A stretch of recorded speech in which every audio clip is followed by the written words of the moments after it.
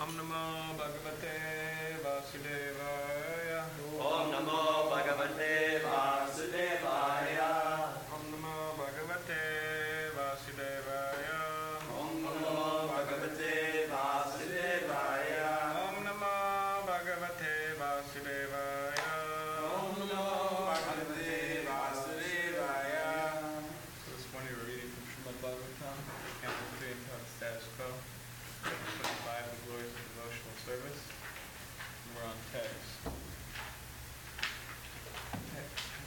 Number. Okay. It is 35. 35. 35.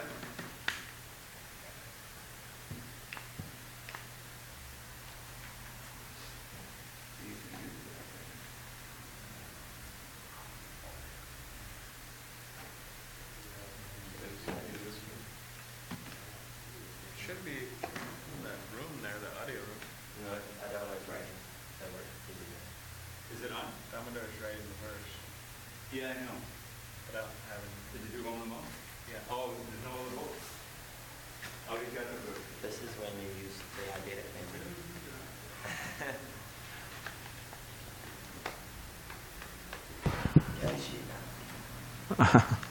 You got the iPad, but you never use it like you.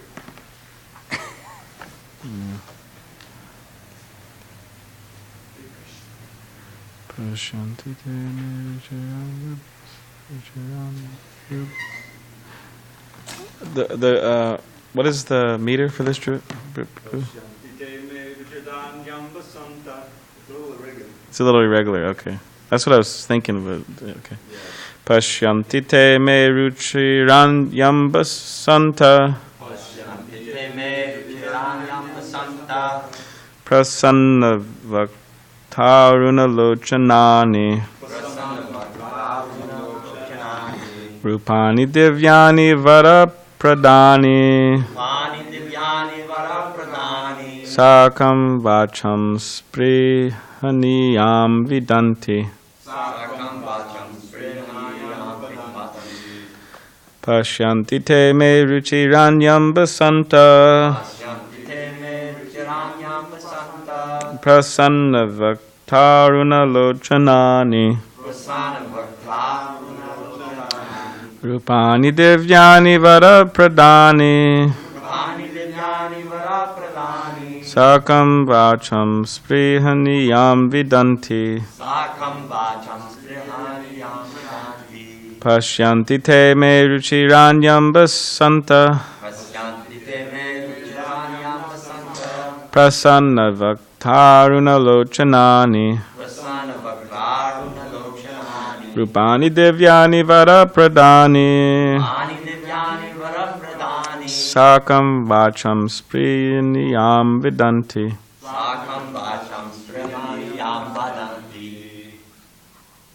Pasyanti te me ruchiranyam vasanta. Pasyanti te me ruchiranyam vasanta. Prasanna bhaktarunalochanani. Prasanna bhaktarunalochanani. Rupani divyani varapradani. Rupani divyani varapradani. Sakam vacham sprihaniyam vadanti. Sakam vacham sprihaniyam vadanti.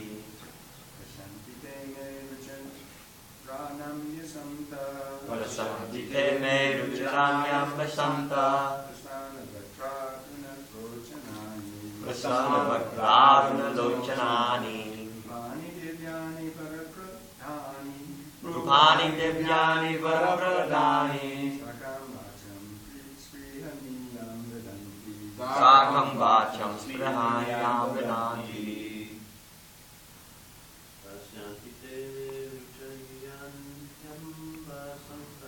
Pasyanti te me ruchiranyam vasanta. Prasanna bhaktarunalochanani. Rupani divyani varapradani.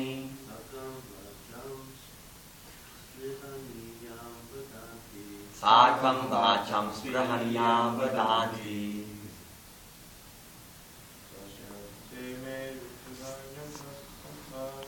Prasanti te me ruchiranyam vasanta. Prasanna bhaktarunalochanani. Rupani divyani varapradani. Sakam vacham sprihaniyam vadanti.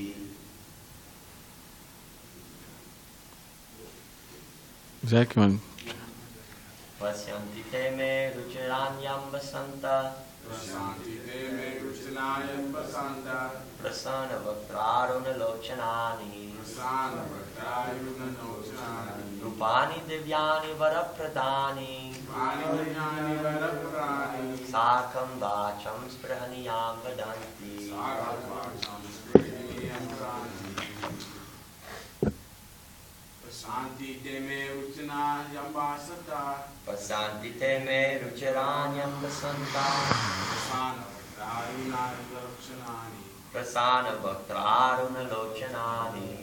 Rupani divyani varapradani. Rupani divyani varapradani. Sakam vacham sprihaniyam vadanti. Sakam vacham sprihaniyam vadanti. Prasanti te me ruchiranyam vasanta. Prasanna bhaktarunalochanani. Rupani divyani varapradani. Sakam vacham sprihaniyam vadanti.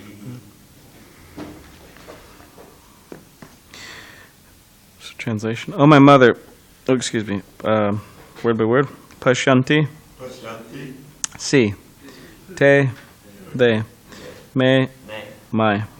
Ruchirani. Ruchirani. Beautiful. Beautiful. Amba. Amba. Oh, mother. O mother. Santaha. Santaha. Devotees. Devotees. Prasanna. Prasanna. Smiling. Smiling. Vaktra. Bhakta. Face. Face. Aruna. Aruna. Like the morning sun. Like the morning sun. Luchanani. Lochanani. Eyes. Eyes. Rupani. Rupani. Forms. Forms. Divyani. Divyani. Transcendental. Transcendental. Vadapradani. Vadapradani. Benevolent. Benevolent. Sakam. Sakam. With me. With me. Vacham. Vacham. Words. Sprihaniyam. Sprihaniyam. Favorable. Favorable. Vidanti. Vadanti. They speak. They speak. Translation. O my mother, my devotees always see the smiling face of my form with eyes like the rising morning sun. They like to see my various transcendental forms, which are all benevolent, and they also talk favorably with me. Purport. Mayavadis and atheists accept the forms of the deities in the temple of the Lord as idols, but devotees do not worship idols. They directly worship the personality of Godhead in his Archa incarnation. Archa refers to the form which we can worship in our present condition.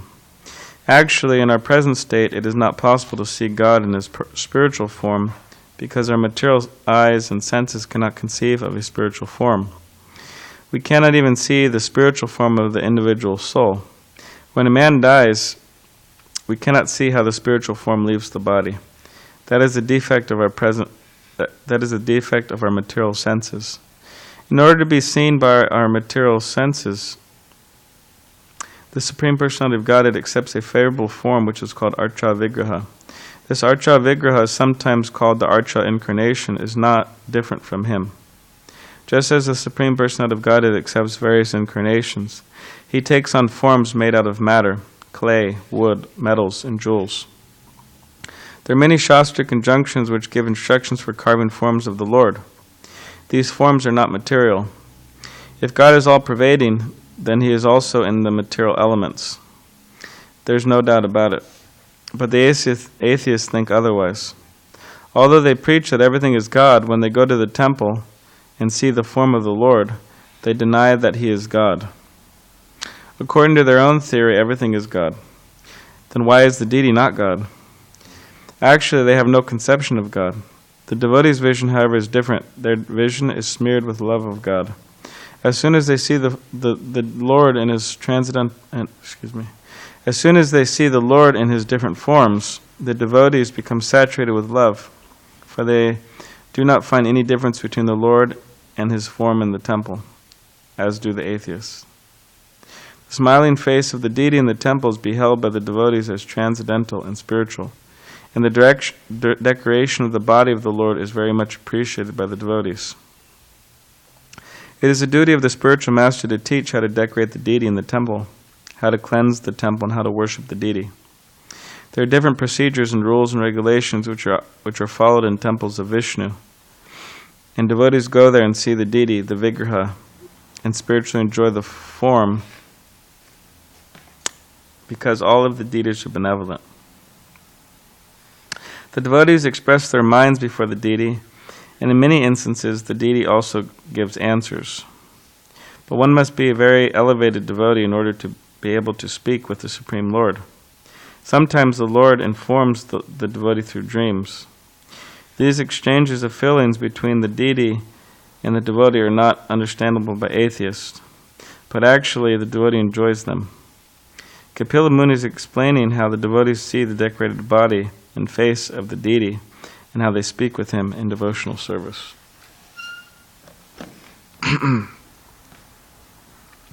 Om Ganatimadandasya Gananjana Shalakaya Chakshulanmadatamena Tasmai Shigurave Namaha Kam Karivachalam Pangam Langa Tegarim Yakipatamaham Vande Shigurun Tiritanam Ancha Kaupatribhishta Kipa Sindhabevacha Patitanam Bhavanebhyo Vaishnavebhyo Namo Namaha Shri Krishna Chaitanya Prabhu Nityananda Shri Advaita Gadadhar Shivasari Gaura Bhaktivinda Hare Krishna, Krishna Krishna, Hare Hare, Hare Rama, Rama Rama, Hare Hare.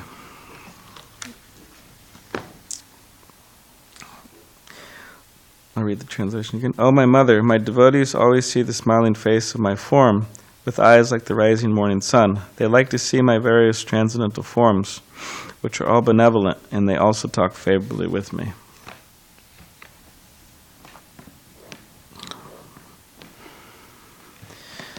So deity worship is very common, not so much in America, but in India, it's very common. There's so many temples everywhere, practically every city you go in India. And they're worshiping Krishna, and they're worshiping different forms of Vishnu and Lord Ramachandra, and they're also worshiping demigods like that.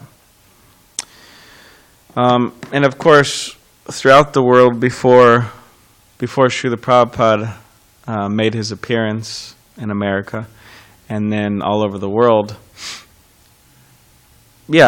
people were completely unfamiliar with deity worship. And then Srila Prabhupada established temples, so many different places all over the world.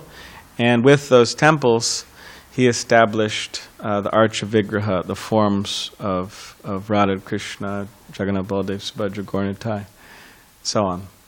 Mostly those forms. And he trained devotees how to worship, what are the standards, and gave advice and cooking and deity worship and cleanliness and like that. So he engaged his disciples in that way. And of course, some people have a very strange idea, a very weird conception, which very philosophically off in general conception that, Srila Prabhupada, he came and he gave just the basics of Krishna consciousness, and through that, you could make some advancement, but there is some need for other association, right? In other words, he didn't give everything to become super advanced. So they have that strange idea, some people, very offensive actually. But we see that actually Srila Prabhupada, out of anyone in the whole history of Gaudiya Vaishnavism, what to speak of modern Gaudiya Vaishnavas, he spread the glories of Radha Krishna throughout the whole entire world, more so than anyone. And specifically, people, they may say, oh, well, he didn't give the highest thing, or, they're referring to the gopi, this and that, and right, the whole Radha Krishna Leela. But let us remember that Srila Prabhupada was the one and only who translated the whole 10th canto of the Srimad Bhagavatam, specifically summarized it in the Krishna book. And what did he do? He printed it and he said, distribute thousands of them. And even now, it's a mass distribution book, which means they're going out to everybody. Interesting enough, because in the Bhagavatam itself, or Srila Prabhupada mentions himself, that one has to go gradually, canto by canto, and then you hit the 10th canto, the face of the Lord. One shouldn't jump. But although that's stated there, somehow or other, Srila Prabhupada thought it was a good idea, which it is, of course, because it's his idea, it's good, transcendental, that let us summarize it and distribute it mass distribution. So that this is Srila Prabhupada's expertise, that he has taken the 10th canto and summarized it in such a way that people cannot get a wrong idea that, okay, Krishna, the Supreme Personality of Godhead, right? He hammers that point over and over again, so people don't think, oh, it's just ordinary, mundane activities the book's describing. So he did that Krishna book all over the world, and also he established Radha Krishna, the worship of Radha Krishna, all over the world. So this is quite amazing. So, and the beauty of deity worship is that it's quite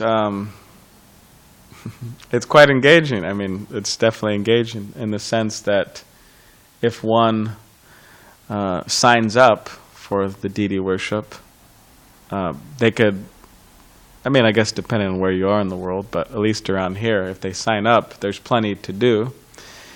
And also, it never ends. You could spend next 30, 40, however long you live, worshiping the deity. And that'll be very much appreciated. So it's the Nitya Seva, the eternal service. So in this, it trains us up to actually engage in such activities in the spiritual world, because devotees, they're bathing Krishna, they're dressing Krishna, they're cooking for Krishna, they're serving Krishna, they're even offering arti to Krishna. They're doing all these things that we're doing, that we're performing, the service we're performing in relation to the deity. So yeah, it's important. And if it wasn't important, Srila Prabhupada wouldn't have introduced it, because he only introduced important things. He didn't introduce things that weren't important. So Srila Prabhupada, he introduced the deity worship and he engaged the disciples. So obviously he thought it was important for us. And specifically, it says that one who is suffering from lust, from lusty desires, says that deity worship has a special effect on such people. Because, you're there and the mind has to be forced, right, not to think of lusty thoughts. And also the beauty of the deity, dressing the deity, focusing, engaged in the body and the service like that. It's a way to take the mind away, right? Madana Mohan, that Krishna is the attractor. And he is more beautiful than, millions? Is it? Yeah, cupids. So he attracts us away from that mundane attraction, the deity worship. And Srila Prabhupada, there's many statements Srila Prabhupada makes on that point. So yes, it is important. But along with the deity worship, there must be hearing and chanting. Or else the deity worship will just be seen as a mundane thing and actually become like a chore.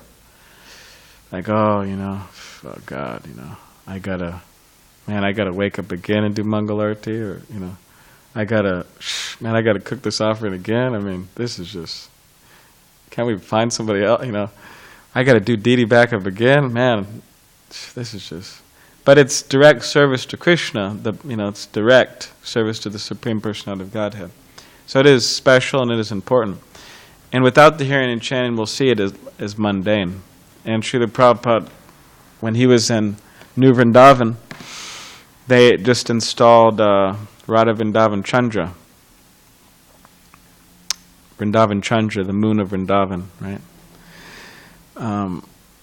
So the devotees were all, in ecstasy, probably they made so many nice garlands, and, the women probably, usually women are engaged in that, at least I've seen, that they've probably sewn all the, nice dresses, and everybody's made a whole bunch of big feasts and nice prasadam. Everybody's just in ecstasy, right? You can imagine a deity installation. Just imagine we had no deities here, right? Just like, without deities, actually, things could be very dead, But just imagine we had no deities here, right? And all of a sudden, Radha Krishna come, and then, with a big festival, we'll make all the clothes and prepare all these preparations and install the deities, right? It's a happy time. So devotees are doing that. And then Srila Prabhupada gave his lecture. He gave his talk at that particular festival. And he said, in essence, yes, it's very good that we're doing, this is very wonderful that everybody's so engaged and we're doing all these services and this and that. And we should continue, and so on and so on. And then he said, but without Shravanam and Kirtanam, without hearing and chanting, it will just become mundane, We'll just think, oh, this is idol worship. In other words, we become, as this verse is hinting at, Mayavadis, atheists. We develop we not become maybe full-on Mayavadis, but we develop some Mayavadi tendencies or atheistic tendencies. I said something that offended him. I walked out. I'm just joking. Chinard. But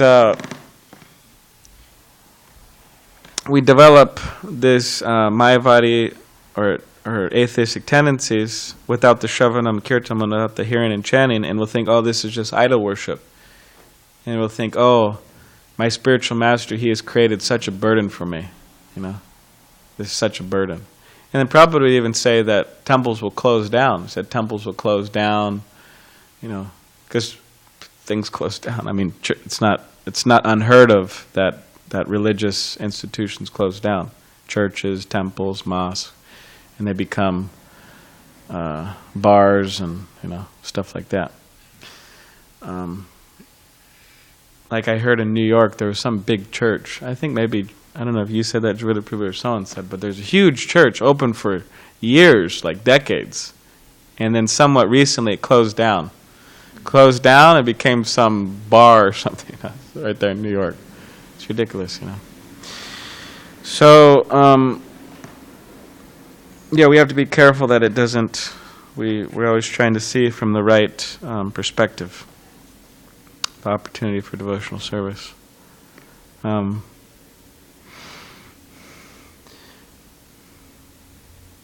So yeah, the people who say, "Oh, God's all pervading," and then Prabhupada's making the point, okay, but when they come to the temple, first of all, a lot of them are interested to come to the temple. When they come to the temple, they say, "Oh, it's just idol," and then Prabhupada's saying, "Well, if God's everywhere, why can't he be present in the form of a statue?"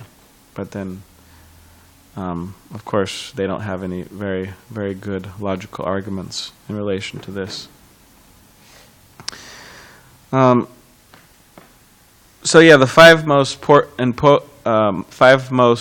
forms of devotional service: chanting the holy names, associating with devotees, hearing the srimadbhagavatam, worshipping the deity, and residing in a holy place. So practically we see that Srila Prabhupada, by his great intelligence, has designed the whole morning program to include these things, the five most potent forms of devotional service. And what really helps these, or what really makes these processes come alive, is the association of devotees, and specifically more advanced devotees. Things become alive. The deity worship, the chanting, everything becomes alive. I mean, it's always alive, but it will become alive to somebody who's not so alive. They'll be able to see more clearly.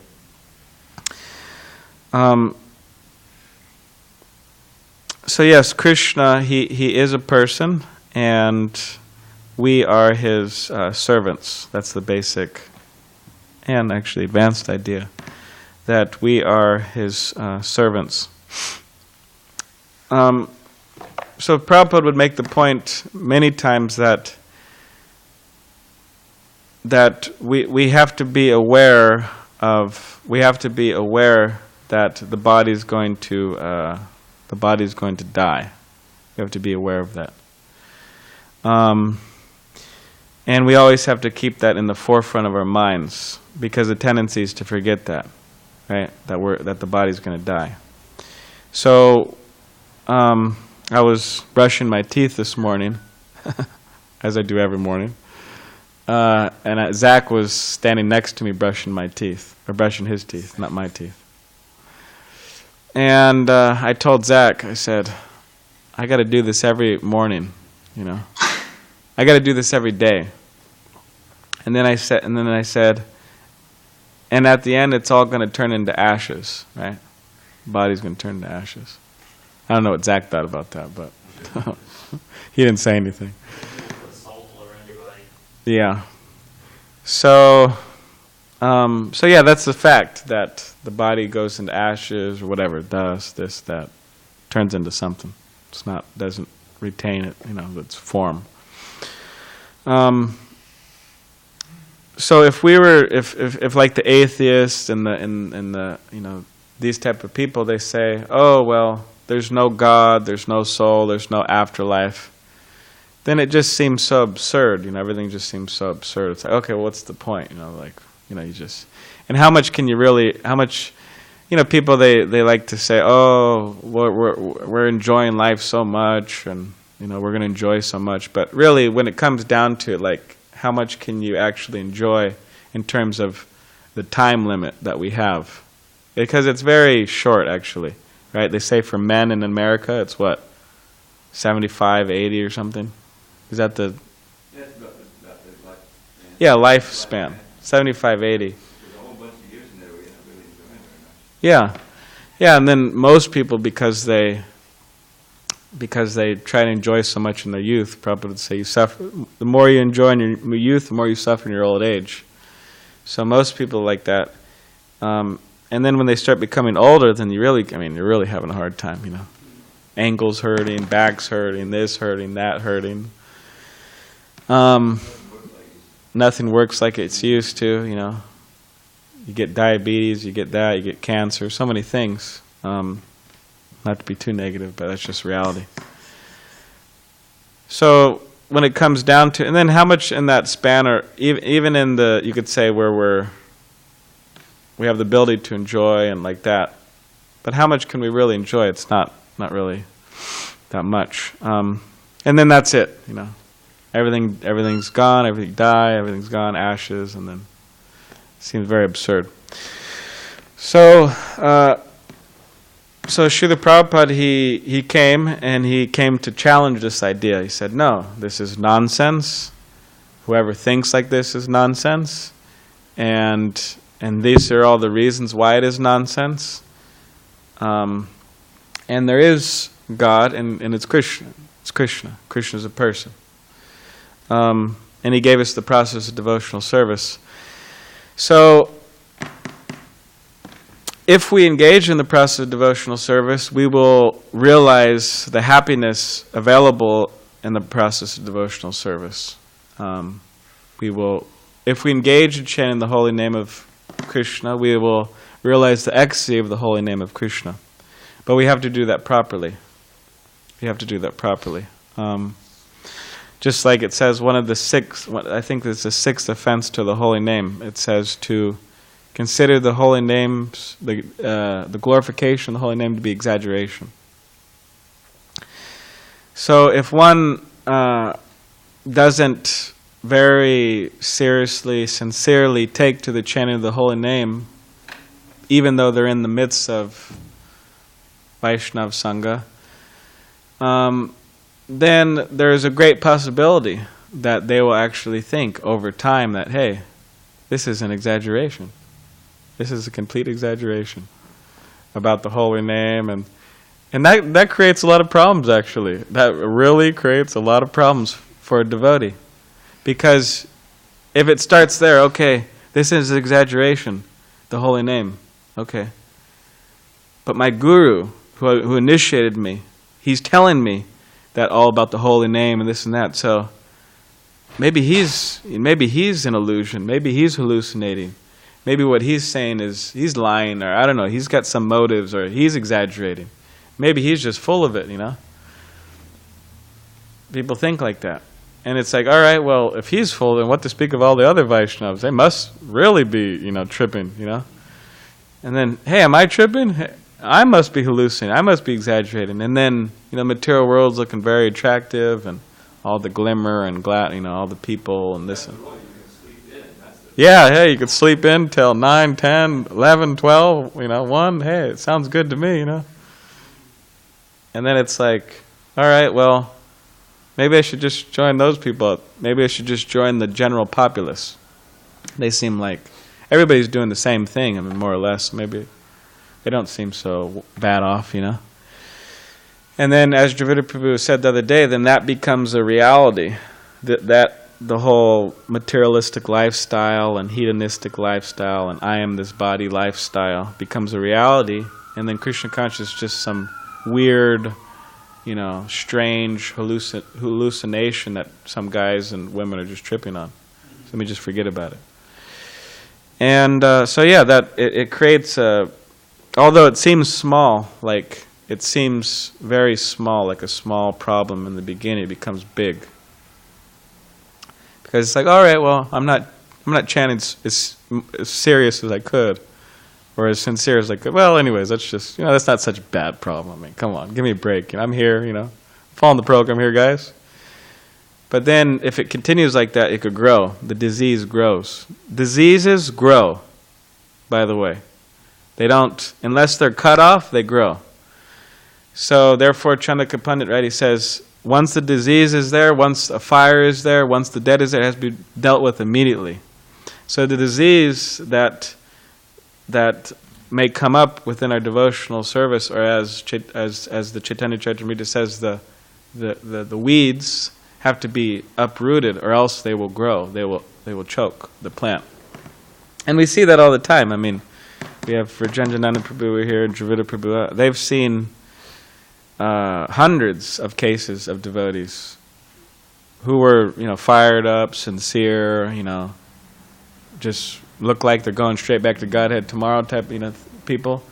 And then, somehow or other they had something in their heart and they didn't check it, or they didn't let somebody check it.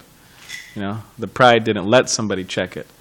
And then, it just grows, and then that's it. You see them, I don't know, doing whatever they're doing.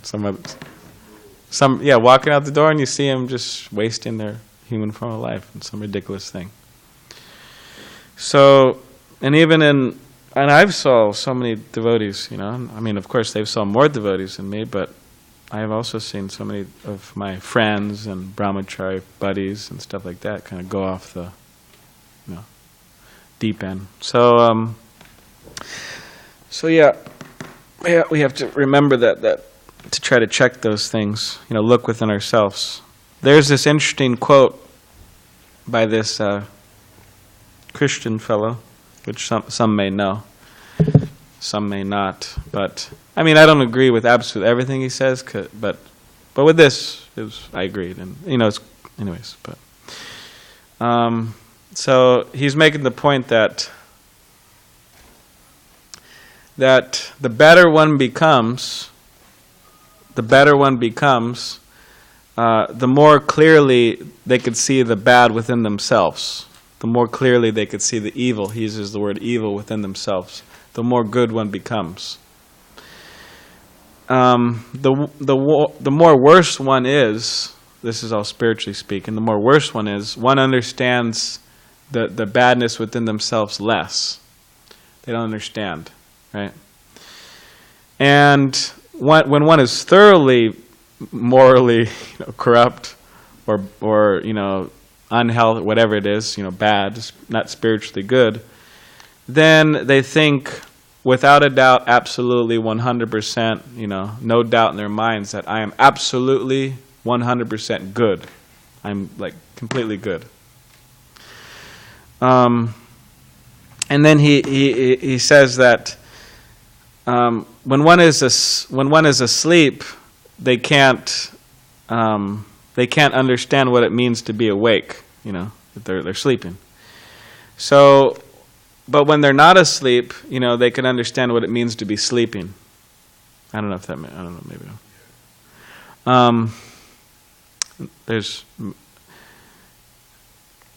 And then he's making the point that when one is engaged in mathematics, right, and his mind is not working properly, he cannot see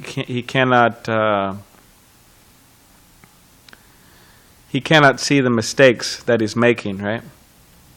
But anyways, I'm confusing myself here. I didn't take proper notes. Sorry.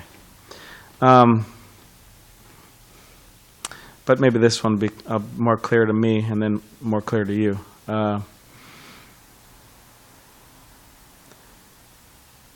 When one is drunk, when they're engaged or when they've drinking a lot of alcohol and they're drunk, they don't realize how stupid they are actually. They're just completely stupid and they don't really realize that.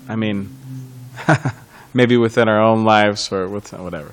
Or with other people's lives, we can understand this point, that when they're drunk, they don't realize how stupid they are. But later, when they're sober, oh my God, that was completely stupid, what was I doing, or what was he doing, or whatever like that.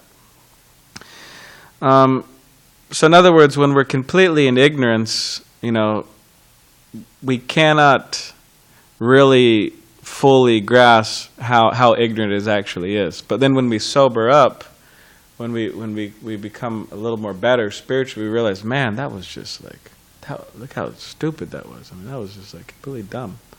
What I was thinking, what I was doing, how, whatever. And the last thing is that good people, spiritually good people, they know, what is good, what is evil, what is right, what is wrong. Like Krishna says in Bhagavad Gita, the foolish, demoniac influence type people, right? They don't know what to be done and what is not to be done. They don't know the difference between good and bad. They're just completely bewildered. So like that, the good people, more or less, they know, okay, what is good, what is evil. And like I just said from Bhagavad Gita, the people who are spiritually morally unhealthy, suffering like that from that ignorance, they don't know what is good and they don't know what is bad. They don't know either of them. So this is a very yeah, or they're convinced that the bad is good. Yeah. So this is a very tragic condition because so much of the population is like that actually. They don't understand what they're doing and how it's what are the effects behind it. But there are people that if we explain to them, they're just bewildered and more or less innocent in ignorance. There are some people out there that once you tell them, they'll say, oh, hey, that's a good point you got there. I'm going to stop this, Like meat eating, for example. You tell people, sometimes you tell teenagers, 12, 13 years old, hey, by the way, these are point 1, point 2, point 3, and they'll say, hey, you know what? That's a great idea. My mother didn't tell me, my father didn't tell me, Uncle John didn't tell me, my school teacher didn't tell me, but you're telling me, hey, that's a good idea, and they'll actually stop. And then these high schools, more and more people become vegetarians, more of the population actually. It's really good. So yeah, the point that if we very closely keep association with devotees and engage in the process of devotional service, deity worship, as the purport's saying, along with the chanting of the holy name, things will become more and more clear to us. And as Srila Prabhupada says in the Nectar of Instruction, he says, we come to the mode of goodness, adding the practices of Krishna consciousness like that, and everything else, how to make advancement will be revealed. So it'll be revealed within us, which we have to check with, scripture and other devotees, and also be revealed without. Devotees will enlighten us. So I'll start there. Does anyone have any questions or comments? Yes, Zach? About this chanting, so I was just wondering, is there, because there's all these verses and purports like in the age of college chanting and so on, are there any evidences that say in Kali Yuga by any other devotional way that we can go back to Kali? I don't know. I just came to mind that Prabhupada said that that verse, Bhajahure Mana Shri Nanda Nandana. If you look at the purport there, I think it's in that purport. He explains that one could engage in all the devotional processes, or 8 of them, or 7 of them, or 6 or 5, or even 1. He said you become perfect. So, yeah.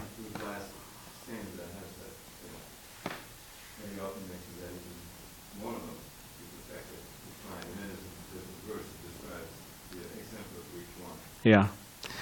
But because we're in, the process is the chanting of the holy name, and we are in Kali Yuga, so that's the process of chanting the holy name. And also, you're saying, is there any evidence that in this age, you said, in Kali Yuga, can we become perfect by any other process? Now, even if there was, or if there's, whether there is or there's not, or whatever, what it comes down to is what has Srila Prabhupada and devotees following him repeating, the message. What is that message? And the message is at least 16 rounds. So even if there was, you could say, hey, well, I could become perfect from deity worship, so I'll just stop chanting Hare Krishna. I'll just stop chanting my 16 rounds. But still, you have to follow the, yeah.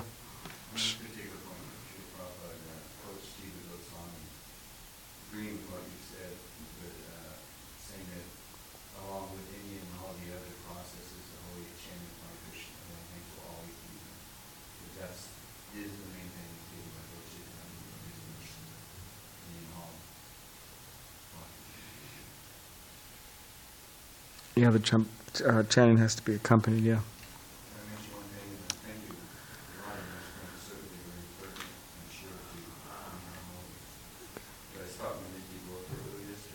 Oh, really? Okay.